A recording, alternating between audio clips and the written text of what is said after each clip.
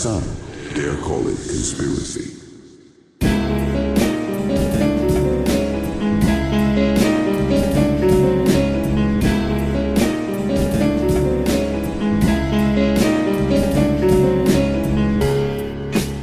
Welcome to Chemtrails on Trial, an 8-part series produced by Some Dare Call It Conspiracy. If you would like access to the entire series right now, join us on patreon.com/Some Dare Call It Conspiracy. The following episode deals with the conspiracy theory. This is episode 3. So one of the proofs of geoengineering or chemtrails that is cited is a document that came out in 1996 called Weather as a Force Multiplier, Owning the Weather in 2025. And this is a genuine US government document. And as we mentioned in the last episode, it includes the chapters, why would we want to mess with the weather? What do they mean by weather modification? Applying weather modification to military operations. And it has chapters talking about how to create rain, fog, and artificial storms, and about exploiting the ionosphere for communications purposes. And this is a 100% genuinely real document. It exists. You can find it on the internet. It's even got its own Wikipedia page, I believe. And this is cited as proof that if the chemtrails aren't part of this, that they're at the very, very least looking at experimenting with this type of weather modification and this type of technology. There's actually another document that's called the Hughes patent. Now, this is absolutely nothing to do with John Hughes, who did Pretty in Pink and Ferris Bueller and Planes, Trains and Automobiles, although it does include planes. So there is a tenuous connection.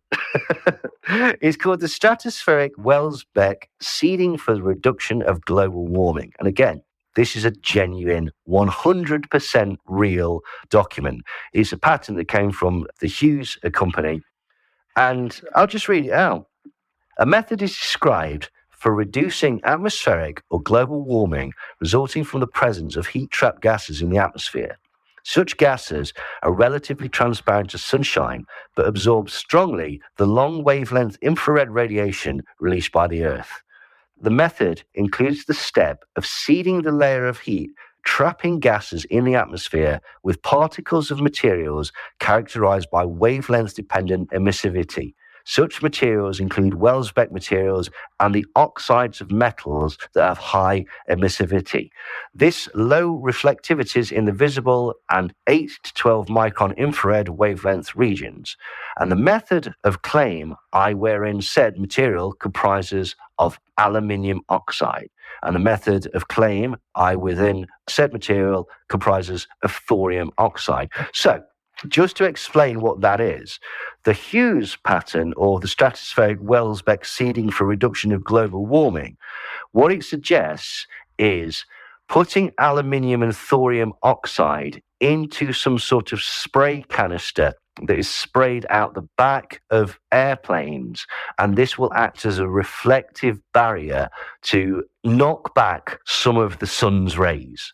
And this, again, is a 100% genuine document. What they think is that basically these scattered pieces of aluminum oxide will act almost like little mirrors, and basically they'll bounce back some of the sun's harmful rays and thus reduce the temperature of the planet and reduce global warming. And I'll reiterate, this is a 100% genuine document. It was proposed, it's a real pattern, and again, you can find it on the internet. So, William Thomas, the man who coined the phrase, it would seem, chemtrails, he's got a website called williamthomasonline.net, and in there he's got a document. He's done a book as well, but we're just going to look at the document, Yes, Chemtrails Are Real, by William Thomas. And basically he goes over his story again. The book that he released was released in 2010, and it's called Chemtrails Confirmed. And he basically just goes over all the evidence that he's collated over the years, which is it's the same story.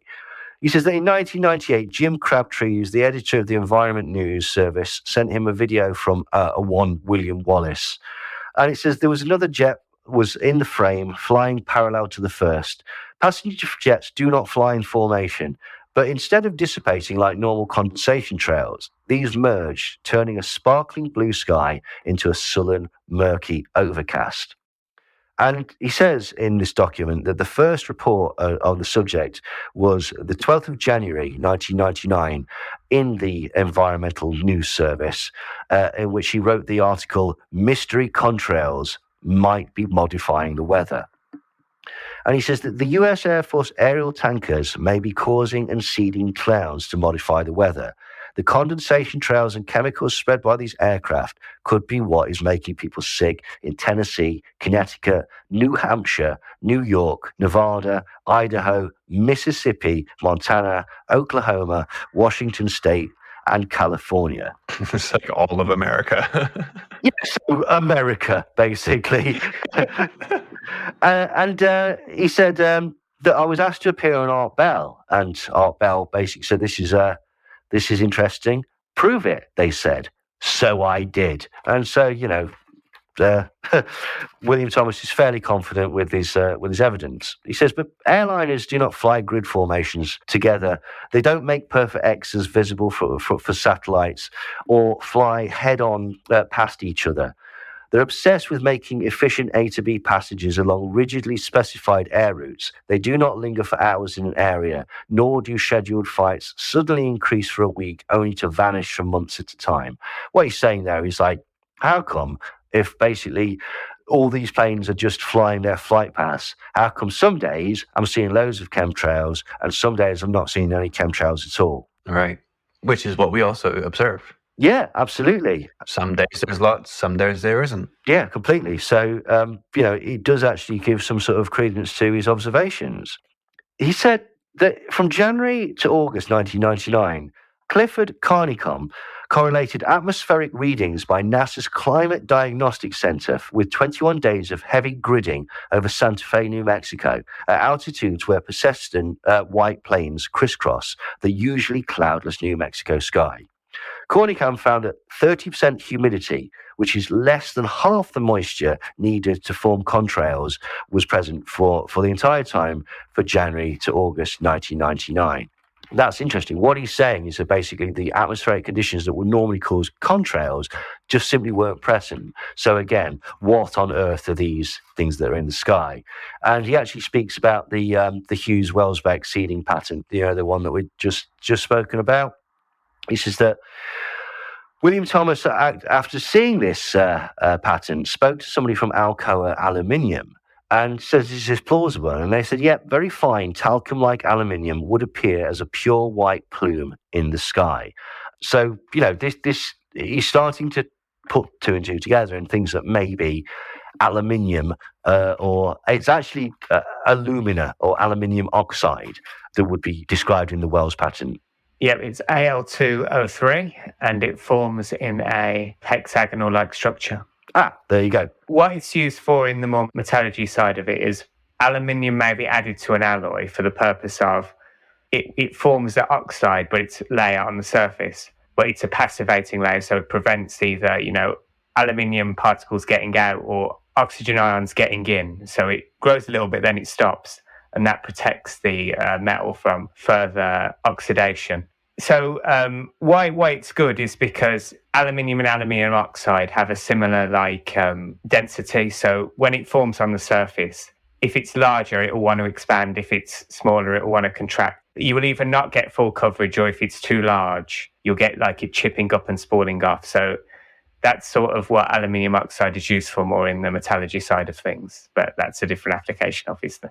Do you need to be careful around it? Or would you wear masks, gloves or anything like that to handle it? Or I don't really work with aluminium, but I'd guess potentially yes. I mean, you did sort of ask me a while ago about what if there's any potential health risks to it. I found maybe inconclusive. It depends on how much you're exposed to it, whatever. Well, this is the thing, but the idea would be that basically this is a cumulative effect, basically, like we were talking about earlier. Like if it killed everybody straight away and you'd have the entire town square is dead, that might raise suspicion.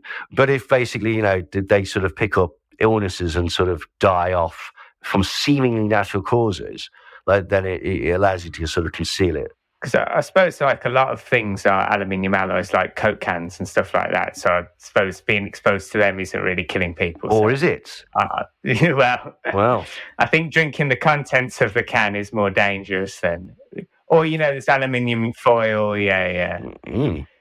So I don't think it's like it's super explicitly dangerous, but like in an industrial setting where you're using it constantly, potentially, yeah. So, but again, if it's about constant, if you're seeding this into the atmosphere, it's getting into the soil, or it's getting to the water, or anything like that, which is what they're suggesting, then potentially that has that, I think there was bioaccumulation or whatever, to the point where it this is where the theory is going. So again, not saying that it's real, but it's possible and it's plausible, and they seem to have, there's certainly a pattern that shows that this type of thing could be done. Hello, initiates of the Some Dare Call It Conspiracy podcast. Dom Jolly here. How are you? Sorry to butt in, but I just wanted to let you know that I've written, a book that I'm very, very proud of called The Conspiracy Tourist, in which I travel around the world taking a look at the weird world of conspiracies, and I think you might like it. Not only that, but I'm touring the book and doing live shows all around England from the 28th of Feb to the end of March. And it would be smashing to see you there. I think you'd like it. If you are interested, go to my website, www.domjolly.tv. And now, on with the podcast. Thanks. December the 8th, 2000, British Columbia Victoria Airport, Terry Stewart responded to a query about aerial activity and large X's, the X's that they leave in the sky. Mark, it's Terry Stewart, Victoria Airport Authority. I'm just calling you back for your comment. From what I gather, it's a military exercise, US and Canadian Air Force exercise that's going on, but they wouldn't give any specifics. So what's happened here is that basically somebody said these X's are happening. What are these planes that are in the sky? And on this particular occasion, it happens to be a military exercise. And so William Thomas says, well, that's it. That demolishes the airliner hoax. What this shows is that these chemtrails are coming from military planes, not commercial planes, or in his version of the theory. And he says that the local Canadian Air Force commander issued a public denial, but William Thomas knew a fighter pilot who knew a military controller who said US Air Forces often fly over Canadian bases. It was officially denied because, this is in Canada, there's no American planes here. But William Thomas knows a guy who swears blind, trust me, bro, right, that actually they do. So, fair enough. He also points out something called Mark Steadman's Sky Study 2000, and he says he recorded planes flying over him, and he observed that most contrails observed were in the 5 to 20 second range. About 80% persisted for 30 seconds or less. And his research showed that the average duration of commercial jet contrails is 15 seconds, and the average duration of a KC-10 contrail was 6.25 hours. So we can see these KC-10s are potentially the planes that are being used for them. They're military refueling planes. And it's been confirmed through William Thomas's contact that they don't fly high enough to actually produce contrails. And yet they are producing contrails that last over 6 hours. According to the FAA, large military aircraft travel at 30,000 feet to avoid commercial aircraft, which is at 35 to 39,000 feet. But refueling takes place at 15,000 feet to 25,000 feet, so they shouldn't actually form any contrails. If true, William Thomas has painted quite the picture there, really, hasn't he? He's this sort of military sort of support for his explanation. There seems to be an anomaly going off, this stuff that we can't really explain. And it's, scary if true, basically. Yeah, so there's a lot more sort of substantial evidence than what the stuff you cover in a lot of these episodes, it's seeming thus far.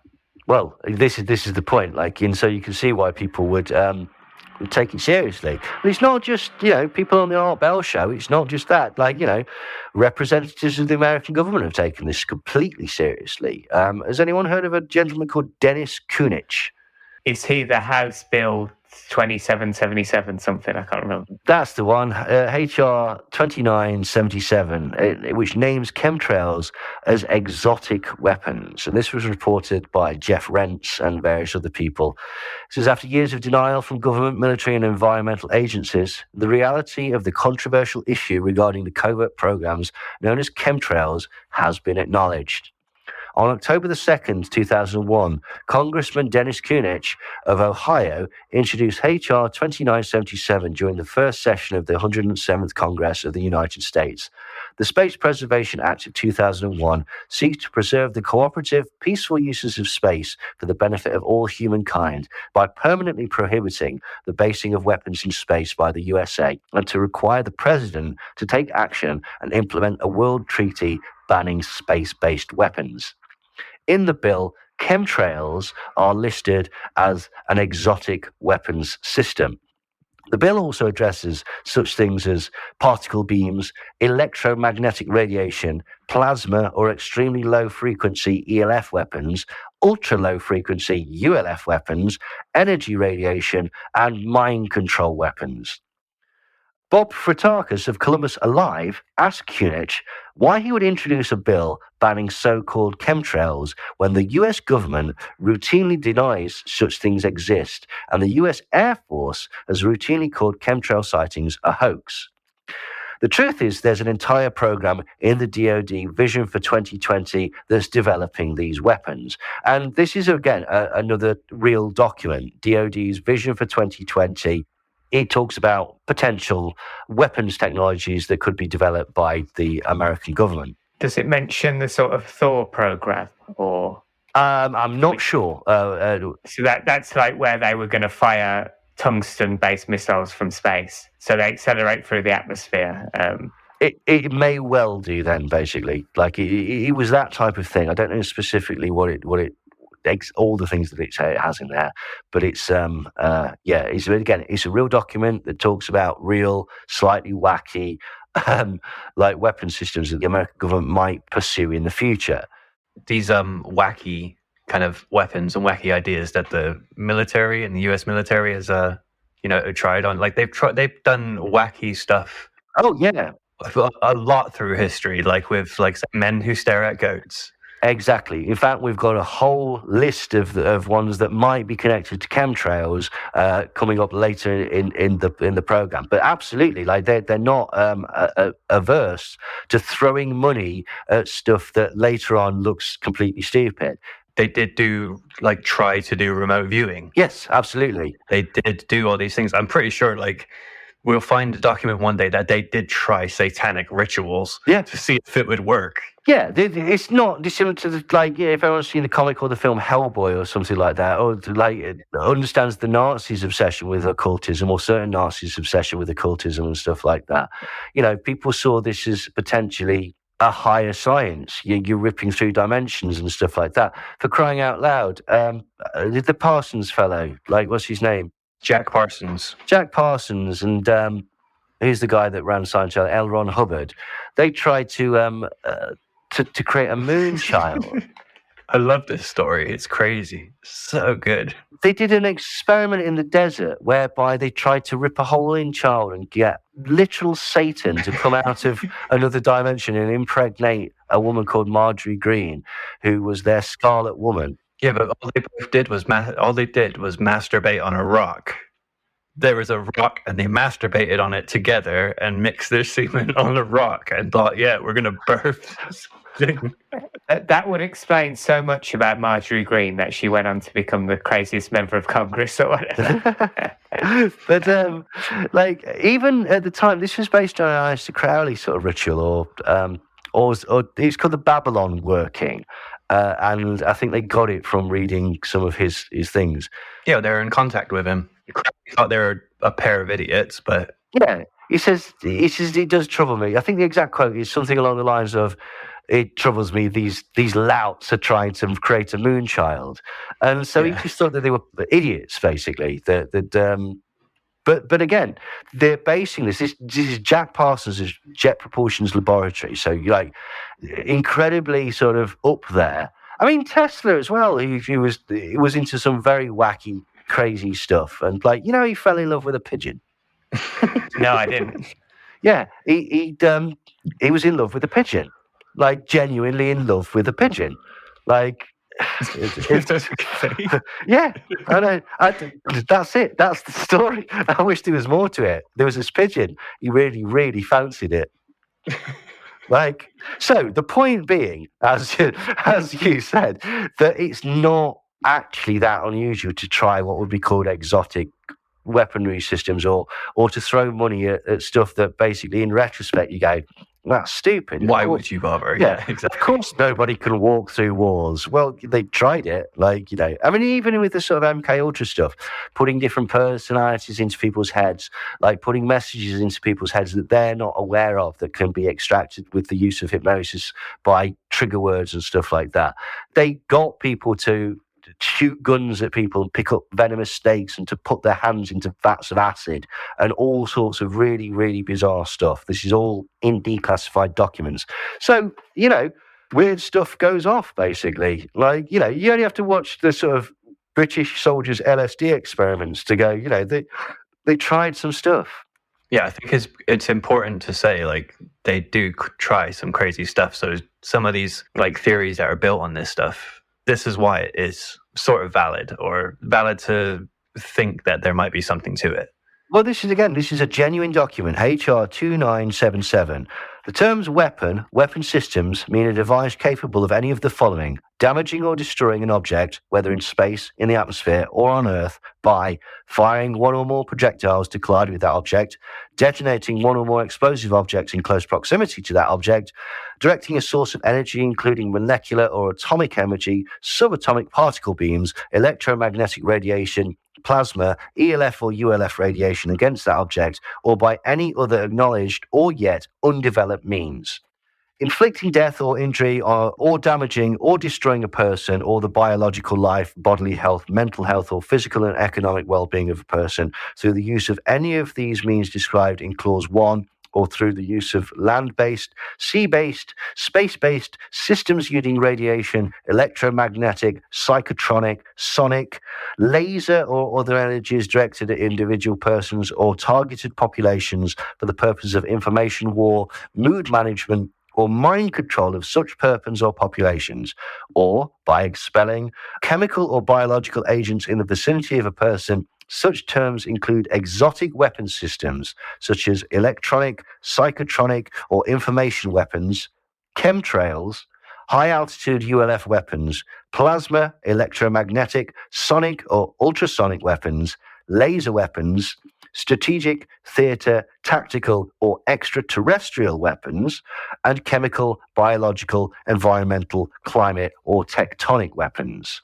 The term exotic weapon systems includes weapons designed to damage space or natural ecosystems, such as the ionosphere and upper atmosphere, or climate, weather, and tectonic systems with the purpose of inducing damage or destruction upon a target population or region of Earth or in space. So yet again, a genuine American government put before Congress, this document was, and it describes weapons that are used for mind control, weapons that are used for destruction of the population, weapons that are used to induce earthquakes, and chemtrails. And this is a very genuine document, and all references to those seemingly secret weapon systems were removed in the revised version that was eventually presented to Congress. Yeah, I used to look at this quite a lot, like, obviously, because my like view was that everything was like part of the conspiracy. So like even the Sumatra tsunami was part of it. So you just think, because of documents like this existing, it kind of makes you think that anything's possible. Well, absolutely. They've just admitted in print that this is the type of weapon systems that apparently they have. Yeah. So Hurricane Katrina, yeah, all of these things, they all became part of the conspiracies. Well, they talk about, the hurricane that changed courses on 9/11 and stuff like that, and that connected to sort of space-based directed energy weapons and things like this. So, again, if you're in this mindset and you're finding these documents and you're putting these things together, it's not beyond belief by any stretch of the imagination. Thank you for listening to Chemtrails on Trial, produced by Brent Lee and Neil Sanders for Some Dare Call It Conspiracy.